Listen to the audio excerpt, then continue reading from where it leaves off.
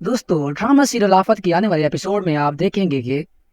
کہ مہک مختار صاحب کو اتنا مجبور کر دے گی۔ مختار صاحب خود شفا کا ہاتھ پکڑ کر شفا سے کہیں گے کہ تم وہاج کی زندگی سے دور چلی جاؤ، کیونکہ میں اپنے بڑوں سے کیے گیا وعدہ نبھانا چاہتا ہوں جو میں نے اپنے مرحوم بھائی سے کیا تھا۔ میں اس کی بیٹی کو بہت خوش رکھوں گا اور اسے کبھی پریشان نہیں ہونے دوں گا، اور میں ورشہ اور وہاج کا نکاح کروانا چاہتا ہوں کیونکہ مہک کی چال اب کامیاب ہو ہی جائے گی۔ مہک یہی تو چاہتی تھی۔ مہک نے جب دیکھا کہ بی جان اس کے ہاتھوں سے نکل چکی ہے، مہک نے یہی بہتر سمجھا کہ وہ اب مختار کو اپنے اعتماد میں لے گی۔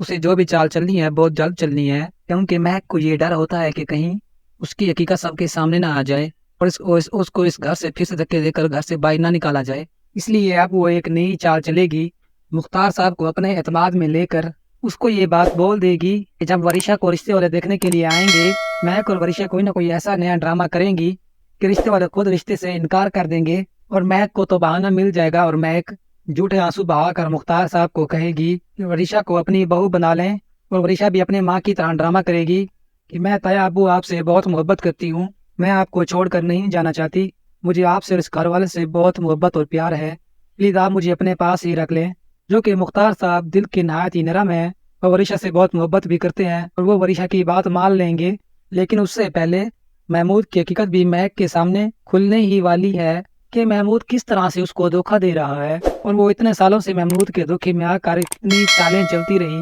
دوستو برے کا انجام تو ہمیشہ برا ہی ہوتا ہے۔ مہک نے جو کچھ بھی کیا اس کو اس کے کیے کی سزا مل کر ہی رہے گی۔ اس نے رضا کی بھی جان لے لی اس محمود کے چکر میں، اور محمود تو تھا ہی دھوکے باز۔ پہلے وہ مہک کو یوز کرتا رہا، اور ورشہ سے بھی تو اتنی زیادہ محبت اس لیے کی اور اس لیے اس کو اتنی عیاشیاں دی کہ وہ اس کو اعتماد میں لے سکے، اس کو لگے کہ اس کا اصطلاح باپ اسے بہت محبت کرتا ہے، اس لیے اس نے ہمیشہ دانیال کو نیچا دکھایا اور ورشہ سے محبت کی تاکہ ورشہ جب بڑی ہو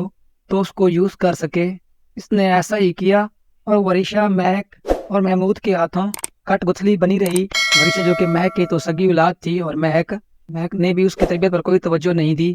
بلکہ ہمیشہ محمود نے اس کو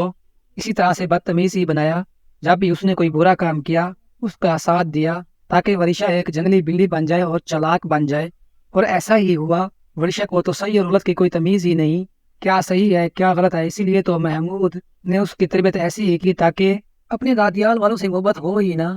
اور وہ اس کے ہی ہاتھوں کاٹ گتھلی بنی رہے۔ تو جب ورشہ کے سامنے محمود کا اصلی چہرہ آئے گا تو اسے بہت زیادہ پچھتاوا ہوگا، لیکن تب تک بہت زیادہ دیر ہو چکی ہوگی۔ دوستو آنے والے ایپیسوڈ میں آپ کو یہ سب دکھایا جائے گا۔ اگر ویڈیو اچھی لگی تو لائک کر دینا اور چینل کو سبسکرائب کر دینا، اور ساتھ میں بیل آئیکن کو بھی آن کر لینا تاکہ ہماری آنے والی ہر ویڈیوز آپ تک پہنچتی رہیں اور آپ کو مزید انفارمیشن ملتی رہے۔